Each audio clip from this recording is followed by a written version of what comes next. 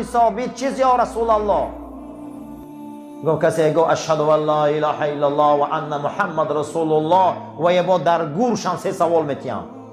گو غیری او را چی؟ گو او را میپرسن.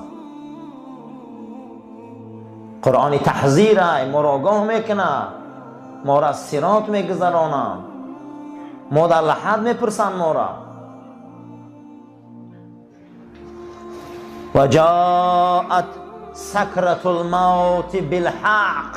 خداوند در سوره قاف میگه اکنون شیرینی و تلخی های مردن آمد. و ذالک، تاریخ نگاه کنیم، میگه ما کنت منه تحید، شما این مردن میگریخته نکمه که وقتش آمد.